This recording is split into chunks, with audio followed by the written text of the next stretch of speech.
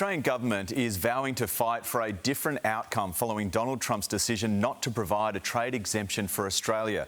The Prime Minister describing the move as entirely unjustified, saying it's a poor way to treat a friend. However, Anthony Albanese has found himself in hot water, copping widespread backlash for his failure to secure the deal.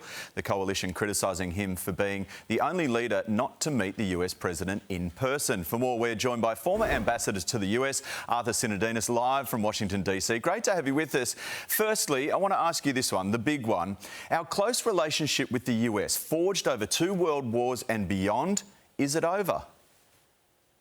Hi, Matt. It's not over, but we're in a phase where the US is into really overt transactionalism.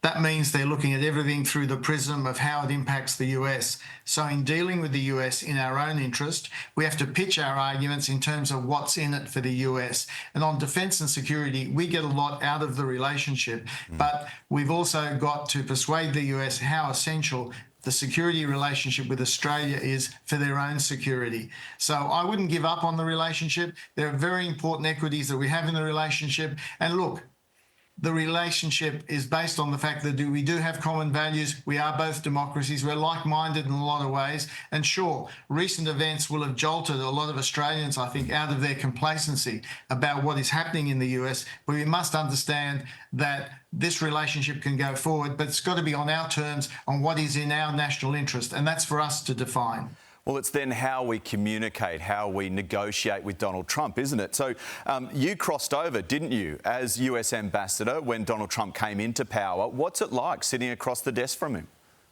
Well, when I met him, he was very pleasant. He was very interested in Australia. It was around the time of the bushfires. So he was very much in that sort of pleasant mode. I've never been with him when he's been angry or he's having a go at Australia.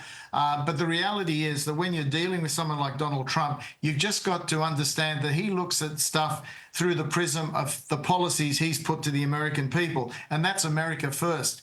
We now have, if you like, a new client, a new customer in the White House. We've got to understand what buttons to push to get what we want. So we've just got to take that approach, that mindset to the relationship. It's not being sentimental or mawkish about the relationship. Hard-headed national interest. What is in our national interest to do with the US? And there's plenty we can do together. And we just have to be upfront and confident with them. They don't like it when you're weak and defensive. We just have to be upfront, say what we want and why it's also in their interest. That's the way he operates, isn't it? Arthur, really great to chat with you. Thanks for your time. Thanks, mate. Here's Nat.